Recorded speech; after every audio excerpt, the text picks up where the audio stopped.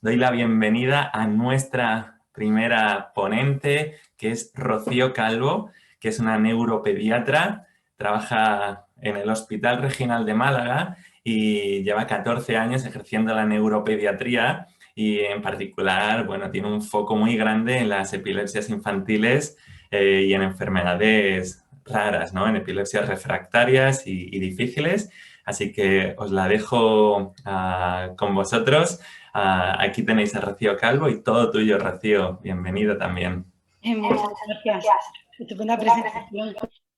Voy a compartir la pantalla, ¿vale? Te quito, si no te importa. A ver. Bueno, creo que ya la podéis ver. Me imagino que sí. Sí, ¿no? Estupendo, sí. Perfecto, gracias. Bueno, pues nada, como bien me han presentado, yo soy Rocío Calvo, soy neuropediatra, trabajo desde hace 14 años en el Hospital Regional Universitario de Málaga y entre pues, las cosas que más me interesan es pues, la difusión y el conocimiento de las enfermedades raras y complejas y entre ellas de la epilepsia, porque del conocimiento se desprende la confianza y de la confianza pues perder el miedo a lo que tenemos que hacer con estos pacientes que para mí son muy importantes y sé que para vosotros también, si no, no estaríamos aquí esta tarde. Bueno, sin más, agradecer mucho a las dos asociaciones que han organizado este evento por el interés en la difusión de la información, a MECE y a la Fundación Síndrome de Dravet. Y son muy pocos minutos, vamos a dar solo unas pinceladas, pero espero que sean cosas que resulten interesantes y fáciles de entender. Vamos a intentar comentar estos 5 puntos. En primer lugar, bueno, si todas las epilepsias son iguales. No sé qué pensáis, si todas las epilepsias creéis que son iguales. Lo que sí es claro es que la epilepsia, si hablamos de epilepsias raras y complejas, pues fíjate, la epilepsia no es algo raro. La epilepsia no es nada rara. En el mundo existen 50 millones de personas con epilepsia.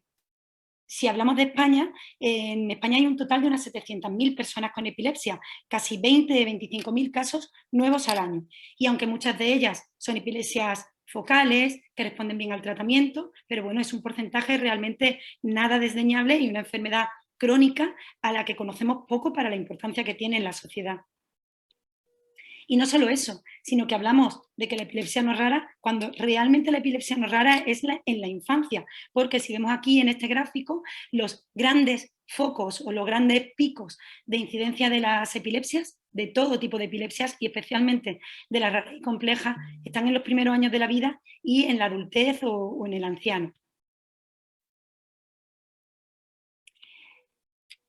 Si hablamos de que todas las epilepsias son iguales, pues sí, tenemos un poco de razón, porque en el fondo todas las epilepsias se caracterizan por varios conceptos. Unos son las crisis epilépticas, que serían pues el suceso, es decir, que de una manera súbita una descarga en las neuronas active un signo o síntoma y lo que se consideraría la enfermedad asociada, que es la epilepsia en sí, que sería esa persistencia en el tiempo de las crisis epilépticas que conforman pues bien una enfermedad o un síndrome y requiere al menos de la aparición de una o varias crisis epilépticas.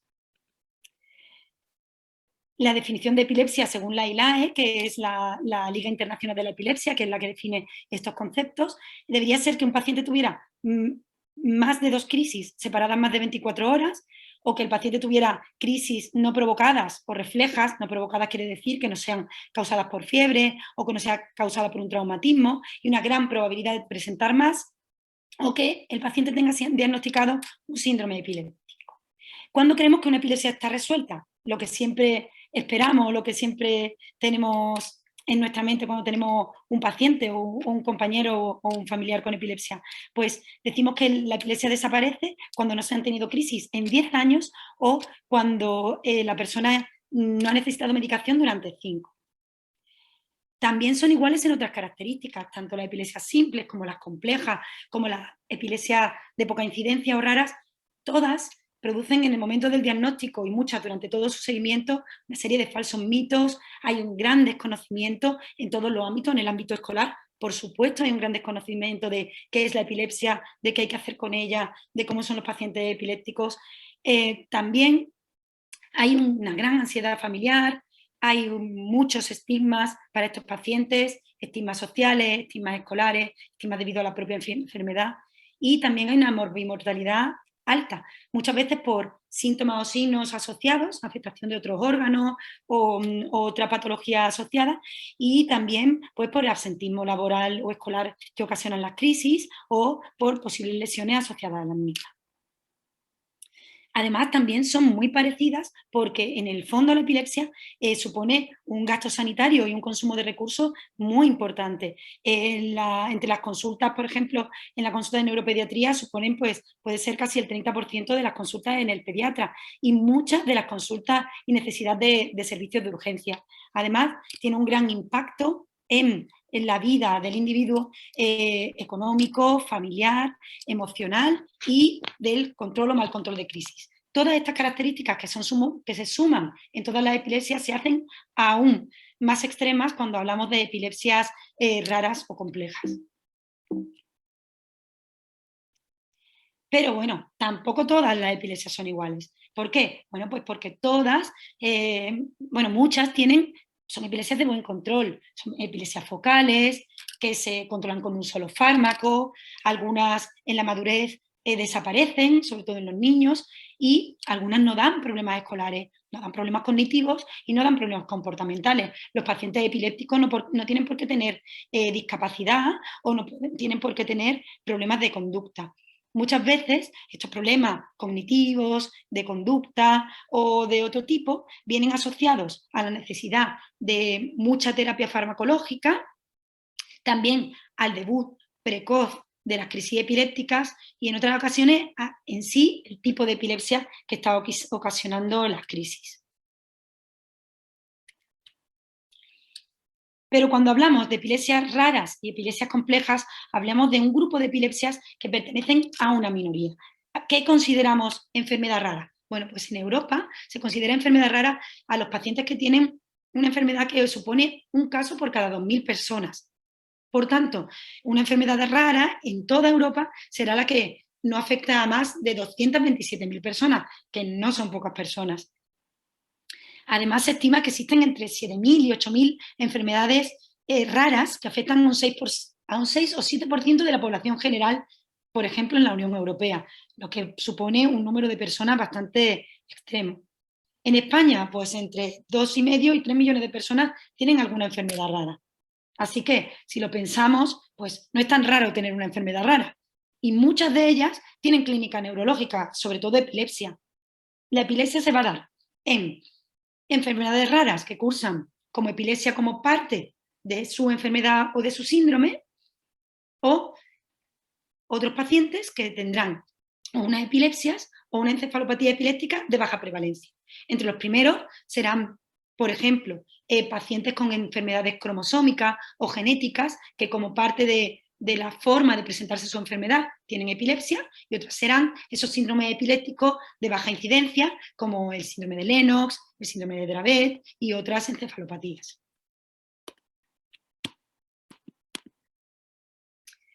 Y claro, ¿qué características priman en las enfermedades raras y complejas y en este caso también en la epilepsia?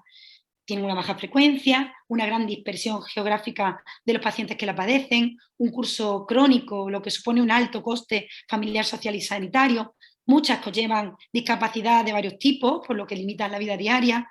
Un porcentaje altísimo de estas epilepsias raras y complejas debutan en edades muy tempranas, casi todas en la niñez. Tienen complejidad etiológica, diagnóstica y evolutiva, son un reto para los médicos, son difíciles de tratar y en algunas ocasiones los tratamientos no están muy accesibles. Tampoco hay una atención sanitaria simétrica para estos pacientes, ya que hay centros muy bien preparados y centros en los que el conocimiento de estas enfermedades no es muy profuso. Muchos carecen de actuaciones sanitarias programadas, de programas integrales de atención al individuo, de programas para la atención a nivel educativo. Muchas tienen insuficiente información y de muchas no podemos investigar porque nos falta información, pero sí que tienen todas necesidades muy comunes, necesidades asistenciales, terapéuticas, sociales y en muchos casos un alto coste económico.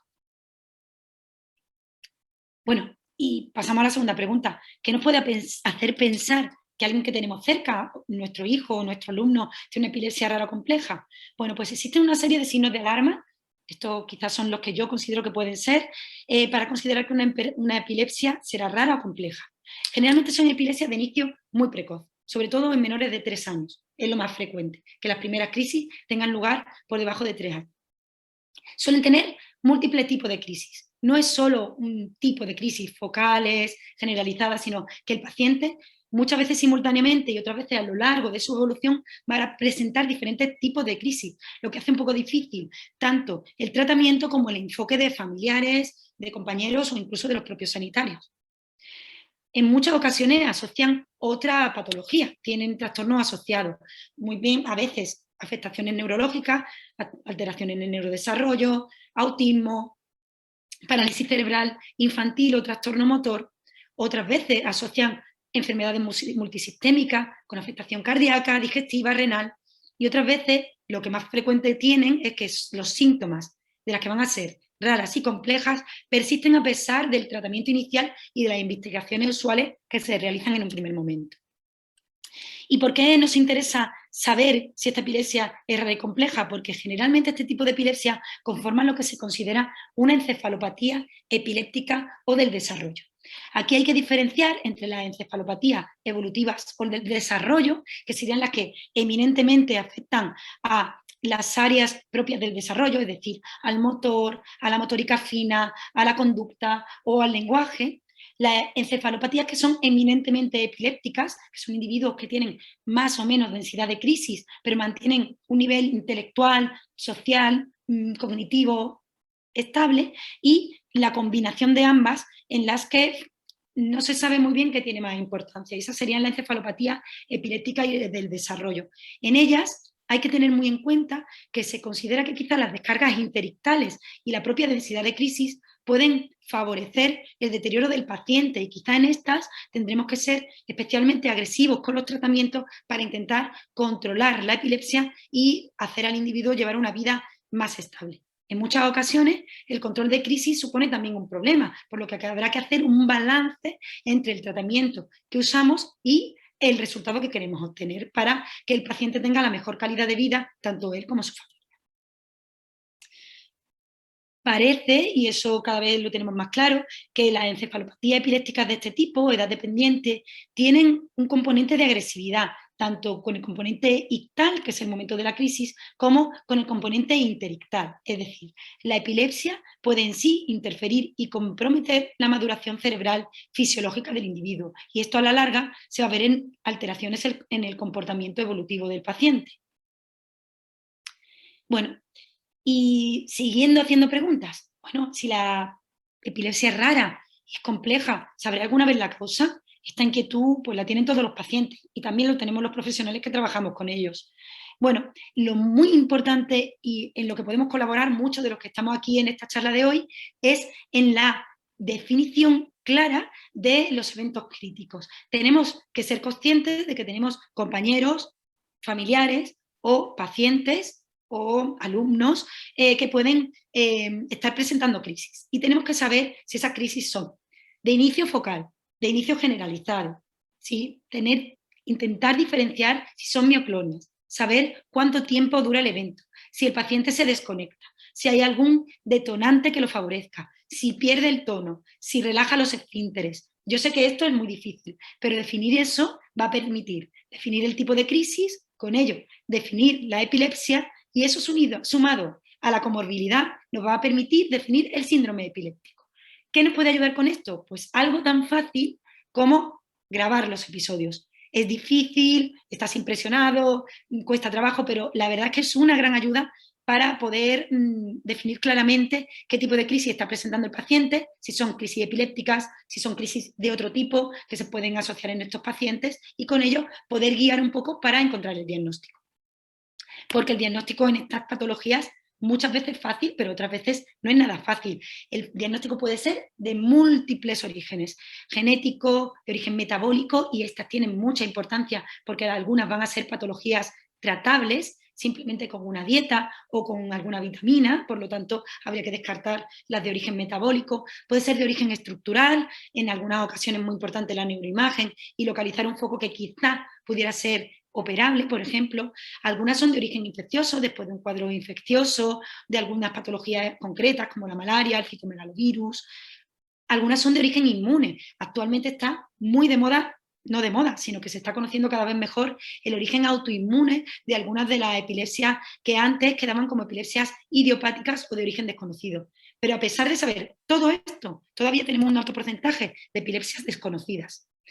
Y esto nos preocupa mucho a los profesionales. Pongo este pequeño cuadro porque es el cuadro que realizan nuestros compañeros en Madrid para, ante una sospecha de síndrome de Lennox en un adulto, continuar la investigación donde la hayan dejado los pediatras para intentar encontrar un diagnóstico etiológico. Y es que la etiología, la causa de la epilepsia, tiene una importancia cada vez mayor para decidir los tratamientos, y eso nos hace seguir siendo incisivos en la búsqueda del diagnóstico.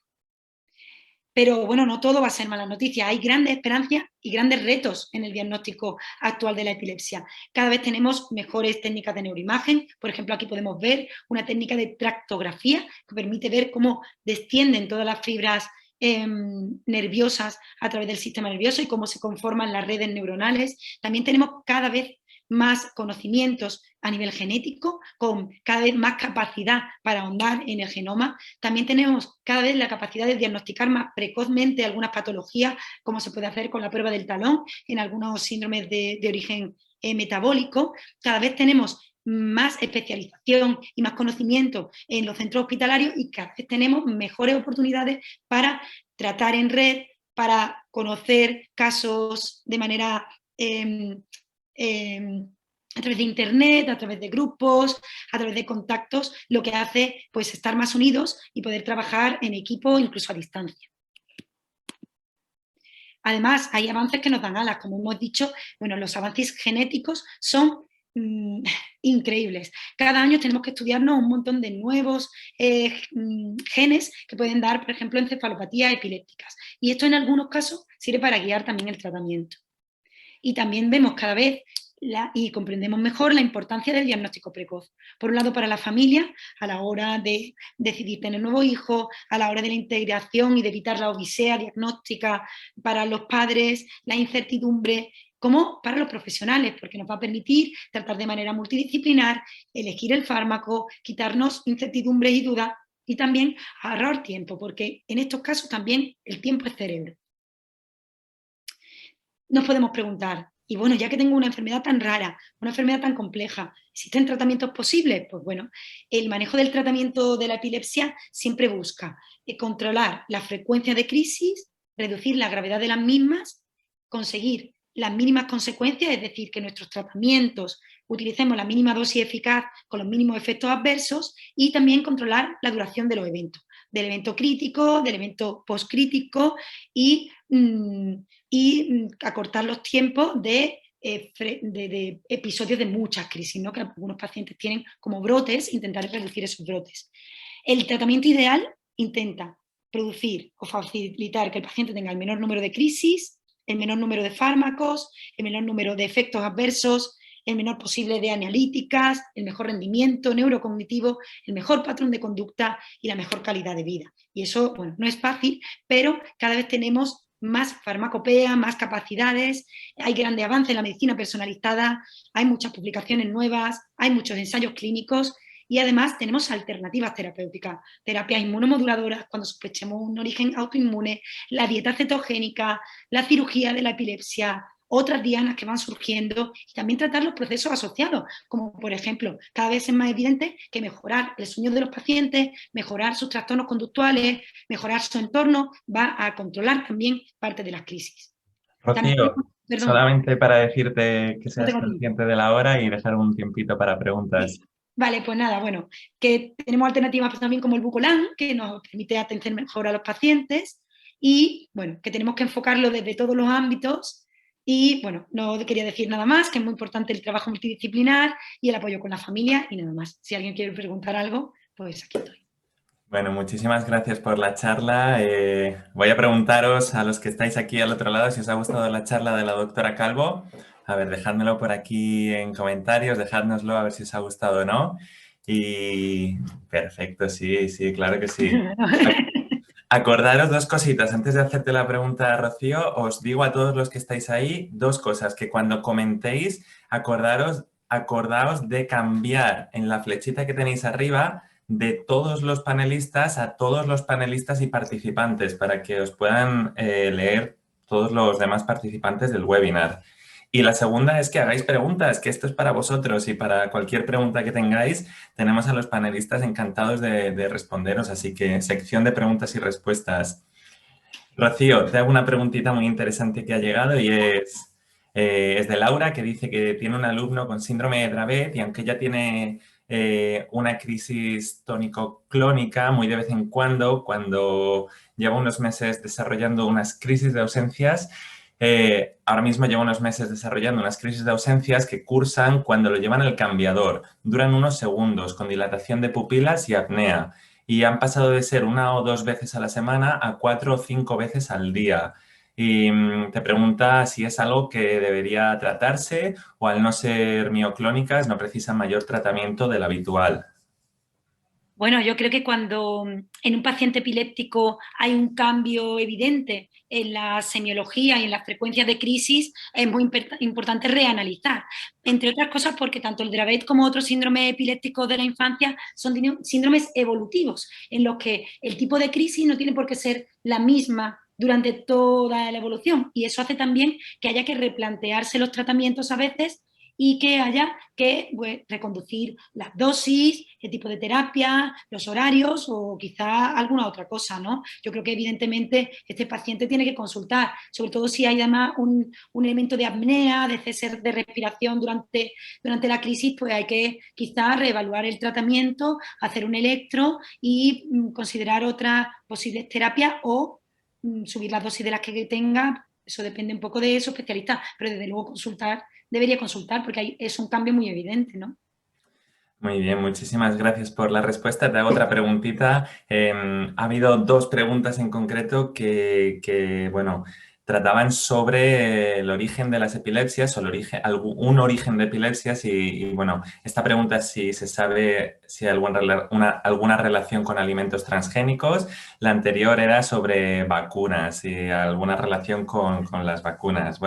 Bueno, lo de los alimentos transgénicos, bueno, no puedo ayudar. La alimentación está claro que es algo fundamental para la vida, que influye mucho en el desarrollo neurológico, pero una relación directa en la toma de un alimento transgénico o de la frecuencia de tomar alimentos transgénicos con el aumento de crisis, la verdad que creo que no está estudiado o no lo conozco. Con respecto a las vacunas, bueno, estamos hablando con la Fundación Síndrome de Dravet y sabemos que hay algunas encefalopatías epilépticas cuyos primeros eventos tienen que ver con detonantes y entre ellos en algunos casos pueden ser las vacunas. Pero en sí, la vacunación no debe ser el origen de una epilepsia, sino que puede ser como un factor precipitante de algún condicionante genético que pueda tener el paciente que haga que se empiece la epilepsia con ese detonante, pero no algo en la población general, sino algo que hacemos tan frecuentemente como ponernos vacunas, pues la población epiléptica sería 30 al 40% de la población general, ¿no?